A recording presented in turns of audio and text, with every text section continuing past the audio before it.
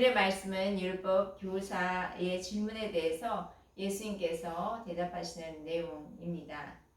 오늘의 말씀이 있게 된 배경을 좀 설명하자면 예수님의 공생애를 하시던 중에 예수님께서 세 번째 유월절을 맞이하셨는데 이때 추막절에서 설교를 하시고 이제 다음으로 수전절 설교를 하시는 그 사역으로 넘어가는 중에 유대 지역에서 예수님께서 하신 말씀입니다. 예수님 공생에 사역하시면서 유대의 기득권 세력에게 계속 공격을 받으셨어요. 예수 그는 누구인가에 대한 질문을 받으신 예수님은 나는 그리스도다. 나는 하나님이다. 라고 말씀을 하시자 유대 선동자들은 그 후신탐탐 예수님을 뒤쫓아다니면서 시험하고 또 마치는 돌을 들어서 때려 죽이려고 하였습니다. 오늘 성경에 기록된 이야기는 어느 율법 교사의 그 질문으로 시작이 됩니다. 율법 교사는 성경에 대해서 많이 알고 있었고 또 사람들에게 율법을 가르치는 일을 하는 그런 어떻게 보면 종교인이라고 할 수 있죠. 이 시간에 율법사의 질문에 대한 예수님의 대답을 들으시면서 우리 안에 그 예수님이 말씀하시는 진리가 임하고 또 우리들의 삶이 진리대로 살아내는 그런 저와 여러분이 되기를 축복합니다. 아멘. 기독교의 신학적인 논쟁 중에 아주 핵심적인 논쟁이 있습니다.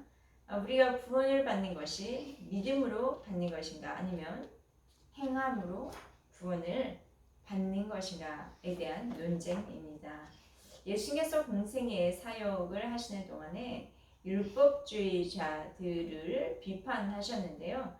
당시 율법주의자들은 여러 면에서 예수님을 시험하면서 예수님을 올무에 걸리게 하려는 시도를 했죠. 그렇게 한 이유 여러 가지가 있지만 그들은 율법 행하는 것을 강조했고요. 반면에 예수님은 믿음을 강조하셨기 때문이기도 합니다. 25절 말씀 같이 읽어보도록 하겠습니다. 시작. 어떤 율법사가 일어나 예수를 시험하여 이르되 선생님 내가 무엇을 하여야 영생을 얻으리까. 이 율법교사는 영생에 대한 질문을 하고 있습니다. 그리고 영생을 얻고 싶은 갈망이 있어서 예수님께 나온 것처럼 보이기는 하지만 성경에 기록되기는 예수님을 시험하려 이르다 라고 그렇게 말을 합니다. 율법사가 예수님을 찾아온 동기를 나타내 주는 것이죠. 그렇다면 여러분 영생이란 무엇입니까? 영원히 사는. 네, 영원한 생명인데요. Eternal life. 예수님 말씀하십니다. 이전에 말씀하셨는데요. 나는 믿는 자는 죽어도 살겠고 살아서 무릇 나를 믿는 자는 영원히 죽지 아니하리라. 그런 말씀을 하셨어요. 또 예수님이 이런 말씀을 하셨죠. 하나님이 세상을 이처럼 사랑하사 독생자를 주셨으니 이는 저를 믿는 자마다 멸망치 않고 영생을 얻게 하려 함이라. 예수님이 그 나의 죄를 십자가에서 나의 죄 때문에 죽음이 온 것이죠. 그 나의 죄를 십자가에서 용서하시고 나를 받아주신 그 사랑을 우리는 믿습니다. 또 예수님이 나의 인생의 주인이 되시고 내 안에 계셔서 나의 주인이 되신 것을 믿습니다. 그렇게 고백을 하면 이제는 우리가 죽음의 세력에 있는 자가 아니라 영원한 생명을 얻고 생명의 빛 가운데 걸어 다니는 자가 된 것이죠. 이것이 바로 구원입니다. 자, 이렇게 믿음으로 구원을 받았는데 무엇을 행해야 하는 것도 또 있어야 그 구원에 첨가되나요? 라는 질문을 우리는 던져볼 수 있어요. 그런데 은혜로 우리는 구원을 받았죠. 그럼 구원을 받으면 구원받은 자의 삶이 따라줘야 하는 것입니다. 26절 말씀 읽어볼까요? 시작. 예수께서 이르시되 율법에 대한 무엇이라 기록되었으며 내가 어떻게 읽느냐. 예수는 율법에 대해 잘 알고 있는 율법사에게 이제 설명하시려고 하는 영생에 대해서 말씀하려고 하시는데요. 율법과 연결해서 설명을 하십니다. 율법의 가장 중요한 핵심되는 문구를 율법사는 잘 알고 있어요. 그래서 예수는 율법사가 그 문구에 대해서 진짜 이해하고 있는지 그것을 물으십니다. 당시 유대 지도자들은 스스로 율법에 대해서 정통한 자라고 자부했어요. 그러면서 율법을 강조하고 있는 상황에 유대 종교 지도자들은 예수라는 자, 그 자는 율법에 어긋난 말씀을 하는지 좀 가만히 엿보면서 살펴보아야겠다 생각하고 예수님의 행적을 따라 다녔던 것이죠. 율법교사는 예수님이 뭔가 꼬투리를 잡을 만한 이야기를 하기를 기대했을 거죠. 그런데 오히려 예수님이 율법사에게 이제 질문을 던지시는 거예요. 율법사 자신이 정말 제대로 이해하고 있는지 율법에 대해서 말씀하셔요. 27절 율법사는 어떻게 대답을 하는지 보겠습니다. 시작. 대답하여 이르되 내 마음을 다하며 목숨을 다하며 힘을 다하며 뜻을 다하여 주 너희 하나님을 사랑하고 또 내 이웃을 내 자신같이 사랑하라 하였나이다. 이 말씀은요 신명기 6장 5절 말씀과 레위기 19장 8절 말씀입니다. 이것을 인용하셨어요. 내 마음을 다하여 목숨을 다하여 힘을 다하여 뜻을 다하여 주 너희 하나님을 사랑하라. 그리고 내 이웃을 내 자신같이 사랑하라. 신명기 말씀을 제가 현대어 성경으로 찾아보니까 이렇습니다. 그러므로 마음을 다 쏟고 정성을 다 기울이고 힘을 다 바쳐서 여러분의 하나님 여호와를 사랑하십시오. 또 레위기 말씀 내 이웃을 내 몸과 같이 사랑하라. 그 말씀은 비방하지 말라. 이 레위기를 찾아보니까 비방하지 말라. 내 이익을 위해서 이웃의 피를 흘리지 말라. 마음으로 미워하지 말라. 원수를 갚지 말라. 또 원망하지 말라. 이런 것들이 다 포함되는 말씀입니다. 이런 것을 지키면 나 자신과 같이 이웃을 사랑하는 것이라는 말씀이에요. 우리가 잘 알고 있듯이 율법의 10계명에 10가지 10에서 4계명까지는 하나님의 사랑에 대한 말씀이고요. 5에서 10계명까지는 이웃에 대한 사랑의 말씀을 하셨는데 그렇게 요약할 수 있는데요. 이것은 하나님 사랑, 이웃 사랑 요약할 수 있죠. 이것을 예수님께서 이런 삶을 사셨어요. 위로는 하나님을 사랑하셨고요.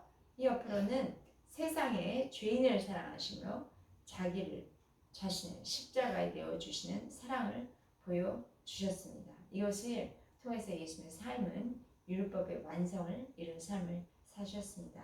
그럼 28절 말씀을 같이 읽도록 하겠습니다. 시작. 예수께서 이르시되 내 대답이 옳도다. 이를 행하라. 그리하면 살리라 하시니. 예수는 율법사의 대답 인정해 주시면서 말씀대로 행하라. 그러면 살 것이다. 그렇게 축복해 주십니다. 말씀대로 살면 하나님의 뜻을 이 땅에 행하는 것이기 때문에 생명 되신 하나님께서 그 영생으로 함께 하시는 것입니다. 우리가 하나님의 말씀을 잘 알고 있다면 그대로 행해야 합니다. 그래서 야고보서에는 진정한 믿음은 알고 있는 것을 행하는 것이다 말씀하고요. 또 행함이 없는 믿음은 죽은 것이야. 이렇게 말씀하고 있습니다. 성경은 알고도 우리가 성경을 알고도 행하지 않으면 죄다라고까지 말씀하셨어요. 우리가 알고 있는 것을 행하는 것이 바로 믿음입니다. 우리가 알고 있고 주님이 말씀하셨기 때문에 순종으로 행하는 것이죠. 알고 있는 것을 행할 때 하나님의 역사는 하나님의 능력을 나타나는 것입니다. 29절 말씀 읽도록 하겠습니다. 시작. 그 사람이 자기를 옳게 보이려고 예수께 여쭤오되 그러면 내 이웃이 누구이니까? 그런데 율법사는 자기를 옳게 보이려고 다시 예수님께 이제 질문을 해요. 율법사는 자신의 의를 드러내고 자랑하고 싶었어요. 그래서 자신은 저 그 말씀 잘 알고 있고요. 그 말씀대로 살고 있어요 라는 그런 자신감이 있으니까 자기를 옳게 보이려고 이런 또 질문을 계속하고 있는 것입니다. 예수님은 지금 하나님 사랑, 이웃 사랑 말씀하고 계시는데 율법사는 그러면 사랑할 이웃이 누구인가요? 그렇게 묻는 거예요.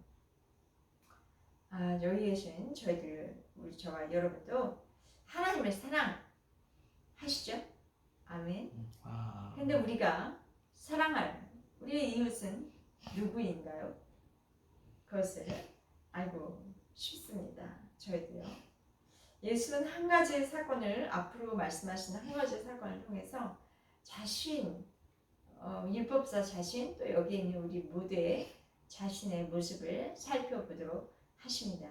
예수는 그 시대에 흔히 일어날 수 있는 그런 일을 예로 들어서 말씀하세요. 30절부터 32절까지 읽어주시겠습니다. 시작. 예수께서 대답하여 이르시되 어떤 사람이 예루살렘에서 여리고로 내려가다가 강도를 만나서 강도들이 그 옷을 벗기고 때려 그의 죽은 것을 버리고 갔더라. 마침 한 제사장이 그 길로 내려가다가 그를 보고 피하여 지나가고 또 이와 같이 한 레위인도 그곳에 이르러 그를 보고 피하여 지나가되. 네, 감사합니다. 예루살렘은 해발 760m 고지대에 있어요. 그리고 여리고는 해면보다 250m가 더 낮은 그런 지대에 있습니다. 그러니까 이 예루살렘과 여리고 이 두 지역 간의 거리는요 36km 정도인데요. 그 길이 너무나 가파르고 그 길 옆에는 암석들이 많아서 도둑들이 자주 출몰하는 지역이었다고 합니다.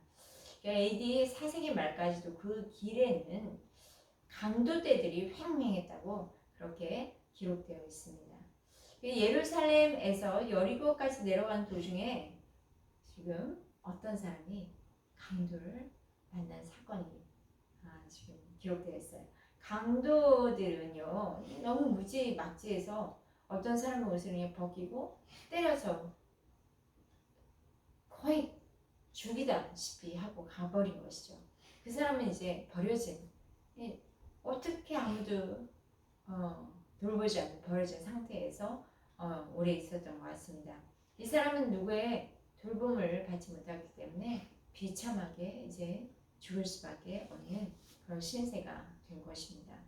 그런데 마침 제사장이 그 길로 지나가다가 강도를 만나 고만 죽게 된 그 사람을 보았습니다. 그런데 어떻게 했어요? 본문의 말씀은 피해갔다고 나오죠. 레위인도 제사장과 동일하게 그렇게 행동했습니다. 그들은 왜 피해갔을까요? 아마도 나름 여러 가지 합당한 이유가 있었겠죠. 제사장이면서 레위인이라는 것은 종교인이죠. 그래서 세상 사람들과는 구별된 옷을 입고 있는 사람들이에요. 제사장의 주 임무는요, 성전에서 희생 제물을 드리는 일이었습니다. 당시 여리고에는 제사장과 레위인들이 많이 모여 살았다고 합니다. 제사장이 피하여 간 이유에 대해서 여러 가지 견해가 있는데요. 자기도 강도떼를 만나게 될지 모른다는 두려움도 있었을 거고요. 또는 그 사람이 이미 강도 만나 죽었으니까 죽은 자 신체를 만지면 자기가 더럽혀져서 율법을 어기는 셈이 되기 때문에 그냥 율법을 고수하려고 그렇게 했을 가능성도 있고요. 또는 자기 직분에 맞는 일을 지금 당장 해야 되기 때문에 시간을 쫓겨서 막 이렇게 허둥지둥 가다가 지나쳤을 수도 있다라고 볼 수 있는데, 마찬가지 레위인도 그랬죠.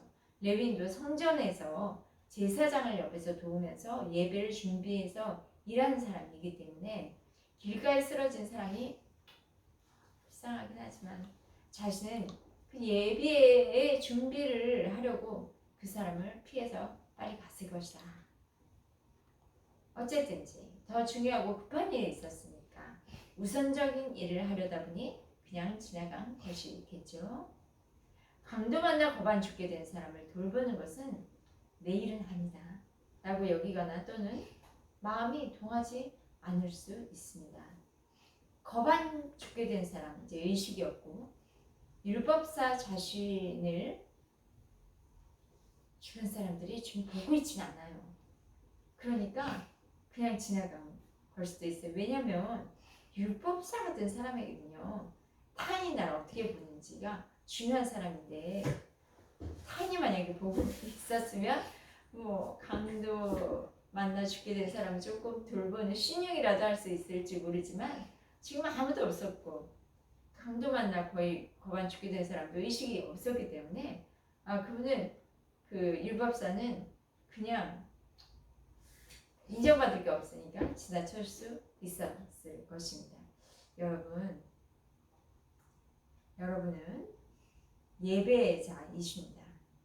그런데 예배자로 예배드리기 위해서 가는 길에 또는 예배를 드리고 집으로 돌아가는 길에 고난당한 사람 만나면 어떻게 하시겠습니까?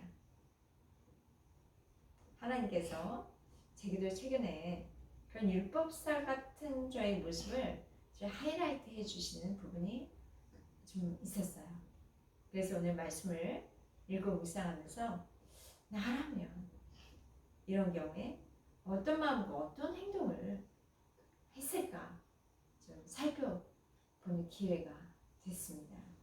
지금까지 신앙생활 하면서 나 자신은 왕같은 제사장, 거룩한 나라 또는 말씀 맡은 레위, 이러한 좀 자부심이죠. 이것도 어떤 정체성을 가지고 주장했는데요. 과연 이런 나의 마음은 하나님의 마음을 품고 있었는지 아니면 직분만 가지고 있었는지 돌아보며 회개하게 되었습니다. 하나님의 마음을 품은 그리스도인은 어떻게 행동해야 하는지 계속해서 성경을 읽어보면서 살펴보도록 하겠습니다. 33절과 34절 읽어주십시오. 어떤 사마리아 사람은 여행하는 중 거기 이르러 그를 보고 불쌍히 여겨 가까이 가서 기름과 포도주를 그 상체에 붓고 싸매고 자기 짐승에 태워 주막까지 데리고 가서 돌보아 주니라. 네, 제사장과 레위인은 강도 만나 죽게 된 사람을 피해서 갔어요. 근데 다음에 이제 어떤 사마리아 사람이 여행하는 중에 곳에 이르러서 강도 만나 죽게 된 그 사람을 보았습니다. 사마리아 사람들은 유대인과 원수처럼 지낸 사이였어요. 유대인들은 사마리아 사람 상종하지 않았습니다. 기원전, 우리 이제 거슬러 돌아가겠습니다. 기원전 721년에 어떤 사건이 있었냐면 아수르가 북이스라엘 침략해서 북이스라엘의 그 수도 사마리아를 함락했습니다.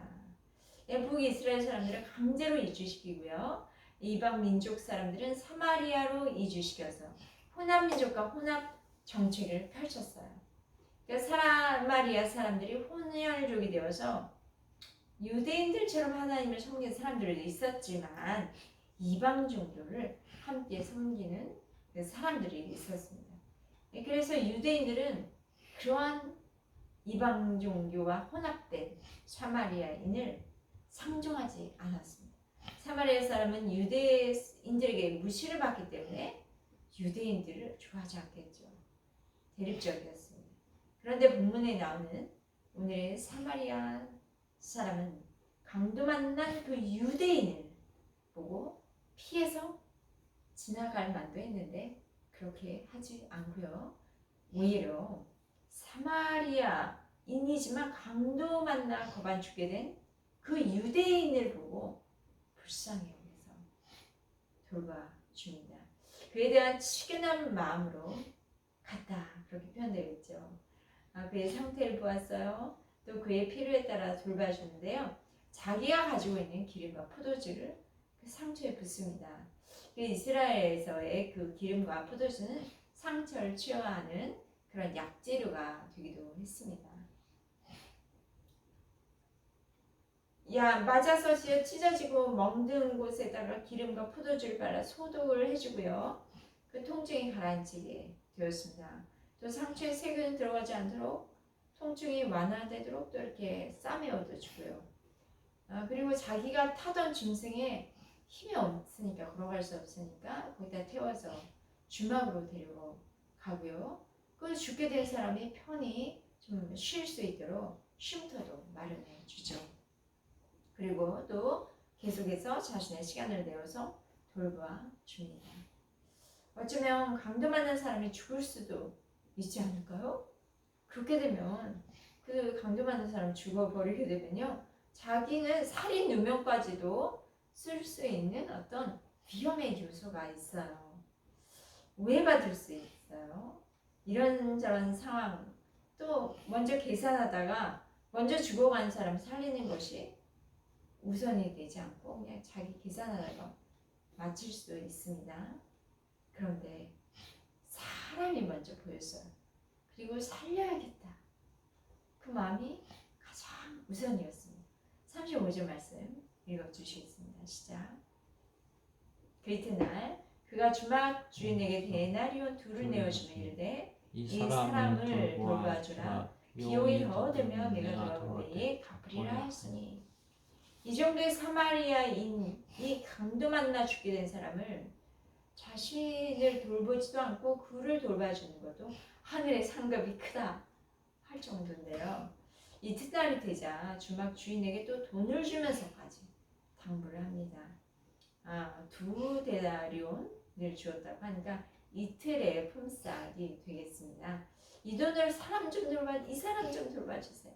비용이 더 들면 내가 돌아올 때 더 갚아드릴게요. 강도 만나 죽게 된 사람의 이 완전한 회복을 이루기까지 돌봐주려는 그 유대인, 그 사마리아인의 아주 의지가 보이죠. 사마리아인과 강도 만나서 죽게 된 이 사람의 관계가 무슨 관계예요? 아무런 관계가 없어요. 사마리아인이 강도 만나 죽게 된 사람을 돌봐 주어야 할 그런 책임이나 의무가 없었습니다. 그런데 다만 측은히 여기는 마음, 불쌍히 여기는 마음으로 그를 돌봐주기까지의 행동으로 나타내게 된 것입니다. 사람의 돌봄은 또 그 사람의 사랑은요, 측은히 여기는 마음에서 시작됩니다. 돌봐줘도 의무로 해야 할 일이니까 돌봐주는 사람 가끔 있을 수 있는데요. 이렇게 마지막까지 최선을 다해서 돌봐줄 수는 없죠. 사랑으로 돌보는 것은 하나님 보시기에 정말 기쁘고 선한 일입니다. 예수님께서 율법사에게 지금의 이 사건을 예를 들어 설명하신 이유는요, 율법사의 마음에 진실되게 실천하는 그 사랑이 있는지 그 행동에 동기를 살펴보도록 하신 말씀입니다.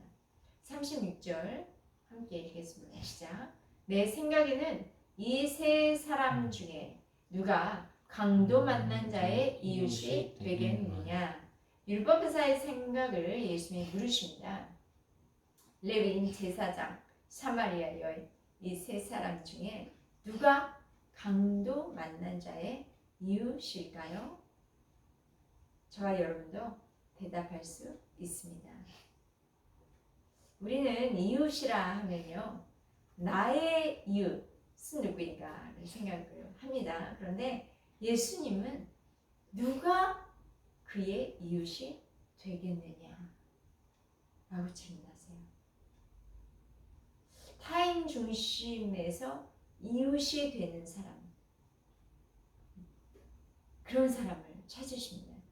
그러니까 예수님의 사랑은 이타적인 사랑이에요.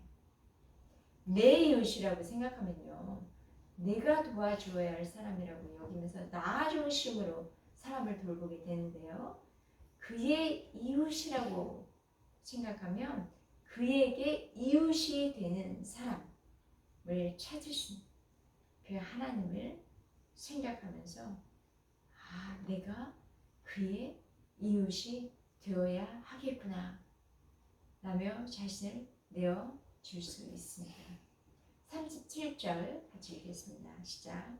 이르되 자비를 베푼 자이다. 예수께서 이르시되 가서 너도 이와 같이 하라 하시니라. 강도만한 자의 이웃은 그의 이웃이 되어서 그를 일으켜 세우고 그가 살아나도록 내어주는 사람이 그에게 이웃입니다. 아멘. 저와 여러분이 그의 이웃이 되어서 자비를 베풀며 사랑의 통로가 되시기를 주의 이름으로 축복합니다. 오늘 말씀의 시작은 율법사의 질문에 대한 예수님의 말씀입니다. 당시 율법사들은 과연 예수가 그리스도인가? 나사렛 사람 목수의 아들 예수가 그리스도라고? 하나님이라고? 말도 안 돼. 그래서 예수를 그리스도로 받아들이지 않고 돌로 치려고 했고요. 결국 예수님을 로마법에 넘겨서 정치범으로 십자가에 넘겼습니다. 자기 아들을 십자가에 내어주신 그 하나님께서 우리를 사랑하신 것은 우리를 불쌍히 여기시는 마음 때문입니다. 하나님은 예수님을 주와 그리스도라고 고백한 우리들 안에 계십니다. 그러므로 예수 안에 거하고 예수님이 우리 안에 거하심으로 하나님의 그 불쌍히 여기시는 마음을 우리에게도 부어 주셨습니다. 하나님을 모르는 사람을 영혼을 불쌍히 여기는 마음, 고난당하는 사람들을 불쌍히 여기는 마음, 질병으로 어려움을 당하는 사람을 불쌍히 여기는 마음을 우리에게 부어 주셨습니다. 하나님께서 먼저 우리의 마음을 그리스도의 사랑으로 압도하여 주시기를 원합니다. 죄와 사망의 권세로 강도 만나 죽게 된 저를 살리신 그 예수님의 사랑으로 영적으로 강도 만나 죽어간 사람, 또 육적으로 강도 만나 죽어가는 사람에게 가까이 우리를 가게 하실 줄 믿습니다. 우리는 그리스도입니다. 나를 통해서 그리스도가 이 세상에 나타나는 거죠. 우리 안에 계신 분 그리스도가 나타나는 것은요, 강도 만난 자의 이웃으로 행할 때 나를 통해 그리스도의 사랑이 세상에 증거됩니다. 하나님께서 부어주신 그 긍휼의 마음으로 내게 보여주신 그 한 사람의 구원을 위해서 집사를 드려 섬기고 돌보며 세우는 복된 그리스도인으로 사시길 주의 이름으로 축복합니다. 아멘. 기도하시겠습니다.